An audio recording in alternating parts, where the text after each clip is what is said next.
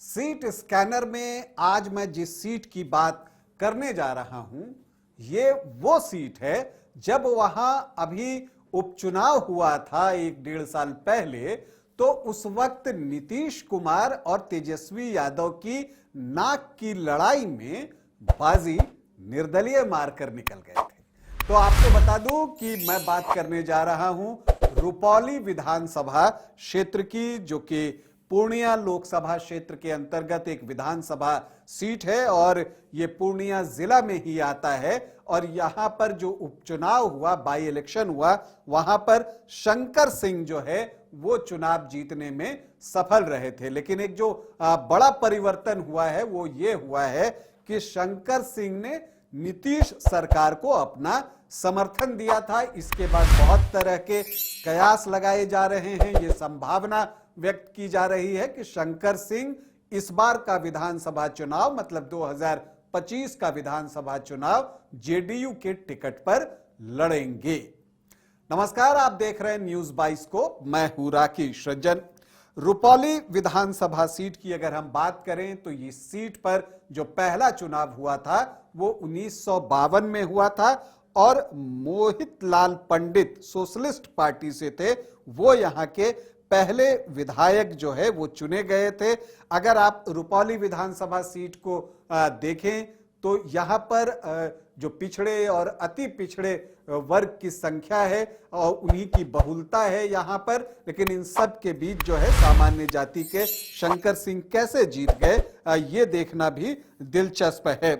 अगर आप देखें यहाँ पर तो एक चीज जो दिखती है कि 1952 से 1985 तक जो 9 चुनाव हुए उसमें 6 बार कांग्रेस पार्टी को सफलता मिली। मतलब कि जो शुरुआती साल थे आपको रुपौली विधानसभा के, वहां पर कांग्रेस का जो है वो दबदबा था। यहां पर सोशलिस्ट पार्टी भी 2 बार जीती 1985 तक में और 1 बार सीपीआई के हाथ भी बाजी लगी। तो कहने का मतलब कि यहां पर एक लेफ्ट का भी प्रभाव दिखा। तो यहां पर अक्सर जो है आपको त्रिकोणीय या बहुकोणीय मुकाबले जो है वो होते रहे, कांग्रेस, सोशलिस्ट और फिर एक लेफ्ट। लेकिन आप जब इधर आते हैं 1990 से, जब आप इस चीज को देखते हैं तो वहां पर आपको एक फर्क दिखता है। 1990 से 2024 के बीच में जो 9 चुनाव हुए हैं उसमें 3 बार निर्दलीय प्रत्याशी जीते हैं। तो जो ये बताता है कि व्यक्तियों का महत्व जो है वो रुपौली में बढ़ा है और व्यक्ति अपने बल पर भी यहां से सीट निकालने में कामयाब रहे हैं। तो ये चीजें यहां पर आपको दिखती हैं। इसके अलावा आपको ये भी दिखेगी जब इस सीट को आप स्कैन कीजिएगा कि 2000 से, मतलब साल 2000 से एक मुकाबला और भी शुरू हुआ है, जो बीमा भारती, मतलब अवधेश मंडल की पत्नी बीमा भारती और शंकर सिंह के बीच चल रहा है। हर चुनावी मुकाबले में 2000 से दोनों जो है एक दूसरे के सामने रहे हैं।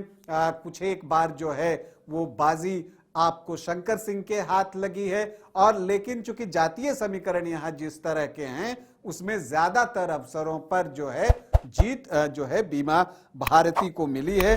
5-2 से बीमा भारती यहां पर शंकर सिंह के खिलाफ लीड कर रही हैं। जो 7 चुनाव दोनों ने एक दूसरे के खिलाफ लड़े हैं। कुल 18 चुनाव रुपौली में अब तक हुए हैं, जिसमें कांग्रेस को 6 बार कामयाबी मिली है, जेडीयू 3 बार यहां से चुनाव जीतने में सफल रहा है, तो सीपीआई को भी 2 बार यहां से सफलता मिली है। इसके अलावा एलजेपी, जनता पार्टी, सोशलिस्ट पार्टी और आरजेडी भी एक बार इस सीट को जीतने में सफल रहा है। तो निर्दलीय प्रत्याशी ने 3 बार रुपौली सीट का प्रतिनिधित्व किया है और अभी भी जो विधायक है शंकर सिंह, वो निर्दलीय विधायक ही हैं।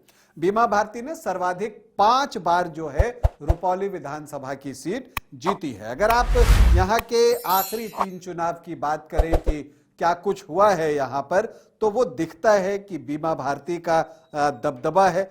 2010 में उस वक्त भी बीमा भारती जो हैं वो आपको सिटिंग विधायक थी और उन्होंने जो है शंकर सिंह को ही जो है वो पराजित किया था। हालांकि 2005 के फरवरी में जो चुनाव हुआ था तब शंकर सिंह ने बीमा भारती को शिकस्त दी थी, लेकिन 2005 के अक्टूबर में हिसाब बराबर कर दिया था बीमा भारती ने।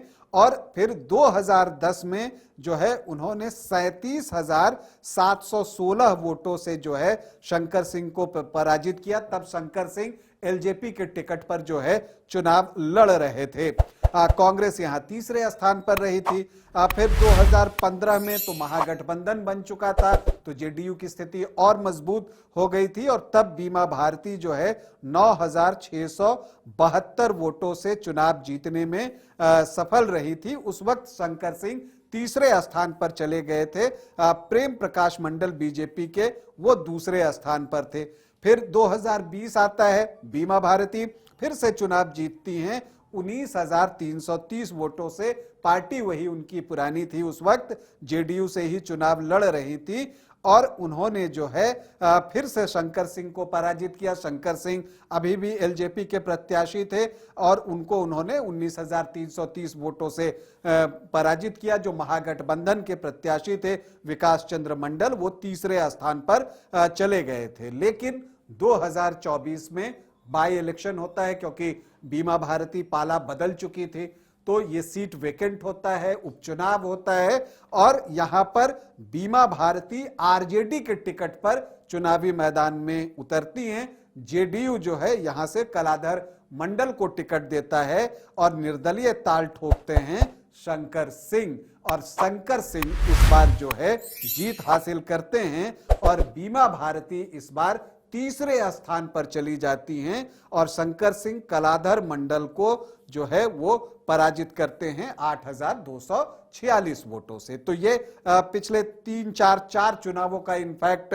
आंकड़ा था, लेखा जोखा था। इस आधार पर अगर आप देखें तो इस बार का चुनाव बहुत दिलचस्प होने की उम्मीद है, क्योंकि ये तो आप मानकर चलिए कि आरजेडी से जो टिकट है वो बीमा भारती को ही मिलने वाला है, तो वो चुनाव लड़ेंगी, ये ऑलमोस्ट जो है तय है। वैसे जो उनके पति हैं अवधेश मंडल कहते हैं कि बीमा जी लड़ें या मैं लड़ूं, पार्टी जिसे टिकट दे देगी वो चुनाव लड़ने के लिए तैयार है। और जो चर्चा है वो ये है कि शंकर सिंह इस बार तीर के निशान पर जो है रुपौली से ताल ठोक सकते हैं। तो ऐसे में कलाधर मंडल क्या करेंगे ये देखना दिलचस्प होगा, क्योंकि प्रशांत किशोर की एक पार्टी है जनसुराज, वो किसे प्रत्याशी बनाती है ये भी देखना दिलचस्प होगा। तो यहाँ जो चुनाव है वो बहुत रोचक हो गया है। अगर यहाँ के जातीय समीकरण की हम बात करें, ये एक अनुमानित आंकड़ा होता है।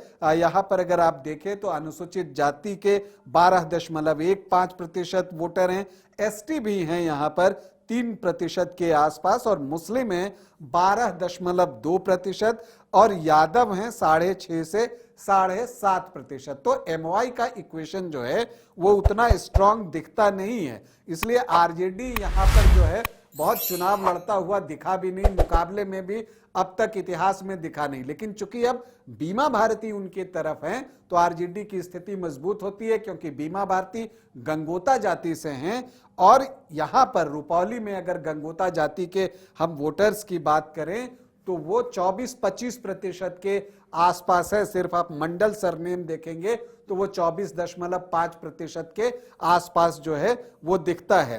राजपूत 6-7% हैं और भूमिहार और ब्राह्मण को मिलाकर 3% अगर आप रखिए तो यही 8 से 10% के बीच सामान्य जाति के वोटर्स हैं। कोयरी कुर्मी भी 5 से 6% हैं और वैश्य 7% हैं। तो यहाँ गंगोता जाति का जो वोट है वो बहुत महत्वपूर्ण हो जाता है। और आप देखते हैं कि जब अभी बाई इलेक्शन हुआ था तो कलाधर मंडल और बीमा भारती दोनों गंगोता जाति से थे, तो वोटों में बंटवारा हुआ था। अब जबकि अगर मान लीजिए कि जेडीयू टिकट दे देती है शंकर सिंह को, तो ऐसी परिस्थिति में क्या गंगोता जाति का वोट जो है वो बटेगा, वो या फिर वो सिर्फ बीमा भारती को जाता है, या उसमें से चूंकि गंगोता जाति के वोट नीतीश कुमार को मिलते रहे हैं तो क्या वो टुवर्ड्स शंकर सिंह शिफ्ट होगा। और इससे भी महत्वपूर्ण कि प्रशांत किशोर किस जाति से यहां उम्मीदवार बनाते हैं और वो भी जो है महत्वपूर्ण है। तो कुल मिलाकर अगर आप देखिए तो रुपौली का चुनाव जो है वो बहुत रोचक होने वाला है और ऐसा लगता है कि रुपौली में एक बार फिर से कांटे का मुकाबला होगा और उस कांटे के मुकाबले में जीत किसे मिलेगी, इसके लिए हमें चुनाव परिणाम का इंतजार करना होगा। फिलहाल आपसे अनुमति चाहूंगा, इजाजत दें, नमस्कार।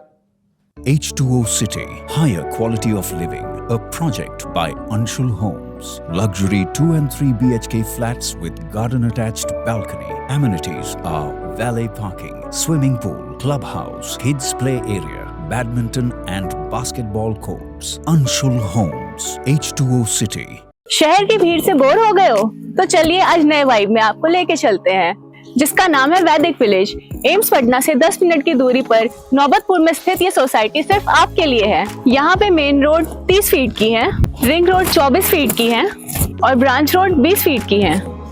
यहाँ मिलेगा आपको स्विमिंग पूल, जॉगिंग ट्रैक, मंदिर और 24/7 सिक्योरिटी कैमरा जैसी बेसिक एमिनिटीज। शांति और सुकून से भरा प्लॉट चाहिए तो सोचना बंद करो, अभी कॉल करो नीचे दिए हुए नंबर पे। गोल जहां 27 वर्षों के सफर में 17,000 से भी अधिक छात्रों ने डॉक्टर एवं इंजीनियर बनकर भरे सफलता की ऊंची उड़ान, जहां साधारण छात्र भी असाधारण सफलता प्राप्त कर बना रहे इतिहास। दूरदर्शी शिक्षाविद श्री विपिन सिंह के मार्गदर्शन में मेडिकल एवं इंजीनियरिंग के लाखों छात्रों के लिए आशा की किरण के रूप में गोल्ड रिजल्ट फैक्ट्री। देवघर के घोरमारा का सुखारी मंडल का शुद्ध पेड़ा बन गया है भोले के भक्तों की पहली पसंद। कांवरिया हो या श्रद्धालु, सभी पहुंचते हैं सुखारी मंडल गार्डन और रूबी रेस्टोरेंट घोरमारा।